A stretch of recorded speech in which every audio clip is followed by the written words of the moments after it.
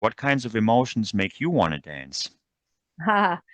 Oh, I love that. I love how you form your questions. It's like a little journey to the end of the sentence. A new gosh, what makes me, I mean, I think that as an artist, but as a person and as an artist, because the art is expressing, what I find, um what spark I find in life, right? I think, um what makes me want to move, or what makes me, I think, well, definitely we go back to sound and music, because I think that's what makes movement, and movement comes out of hearing sound, honestly.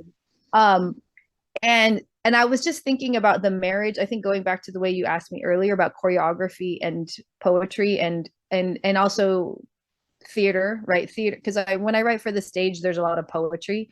There's a project I just recently completed called The Real Sappho, that had was commissioned by Cutting Ball Theater, and now it's actually awaiting another world premiere because it was canceled due to COVID. It was on its about to be premiered, but we were at the point where we had choreography, we had music directly from Santiago de Cuba, we had, the actors were embodying these characters, and it was motivated by the story and the language, right? And the music that was being sent over was also motivating a lot of that movement.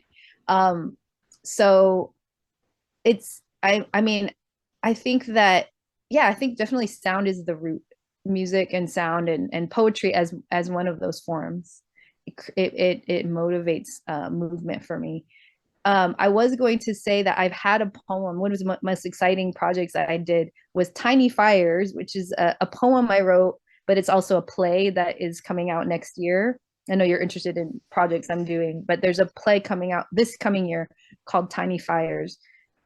The poem version of it, which is, takes place at a landfill in the Philippines. There's a scene in which, at the end of the poem, an image, and the I worked with a choreographer, Ray Tadio from San Francisco State University, and he had his dancers choreograph together with him a dance of that poem.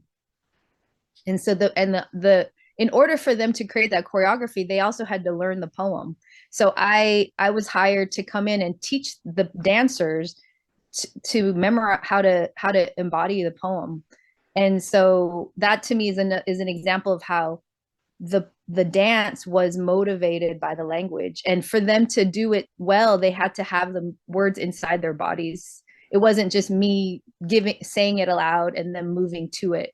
It was them vocalizing the poem. So to me, that was my one of my favorite projects. It only had a couple of showings, but just the process, and being having the privilege of working with the dancers so closely, and hearing them and watching them become the poem, really, and create it on put it on stage. And they also had me on stage with them in one of the shows, but in some ways, when I stepped away, they already had it. They did it all by themselves without me. So that marriage of movement and language, I think, is one of my favorite things. The play is a play now. Now there's a whole play that is actually going to be actors and produced by custom made theater. So it will have movement and choreography in it, but it's actually it's separate from the other thing I said. The piece that was a poem that was choreographed by University Dance Theater, that one is in the past. The play is based on the last image in this poem, if that makes sense. And it became a whole play about these women living on a landfill in the Philippines, scavengers living in the landfill in the Philippines. So, okay. Tiny fires.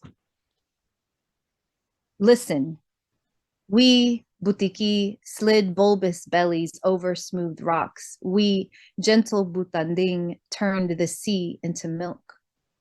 Now, Nestle carton bobs on the fetid waters of the Pasig. Open sewers gape like torn bellies. Children hunt for metal parts and plastic sacks. Pandakan birthed poets, but now it sits in the shadow of a fuel tank, ripe for disaster. Obtuse CEOs gaze down metallic towers, cursing shanty dwellers, cooking mahjong, kicking sipa, butchering pigs in the hell below. We, bloodstained tutubi, wings 30 feet spanned, could be seen drifting between storms and songs. We, 30,000 eyes, began with gills in shallow edges of the river, could breathe underwater. I tell you this because the thing is happening, and you may look upon your cracked sheaths and see a thing that we were not. You may call yourself John, Susan, Kate, wear Old Navy, smile when someone thinks you look like Brad, Jennifer, Angelina. You may tip cowboy hats, sling guns on hips, shift the gears of German sports cars, but one day the game is up. The ones who gave you compliments regard your eyes, detect your bloodstained wings pressing through your skin. This is why it is important that you listen and remember. We were not jars of talcum powder, not master creams and syringed serums cramming drugstore aisles, not teenage strippers in red light districts with faraway looks, waiting for the Americano to take us home, not the Aita woman begging at the edge of the landfill, where tiny methane fires light up the mountains of what the world has tossed away. We, Butiki, we, Butanding, we, Tutubi, could breathe underwater.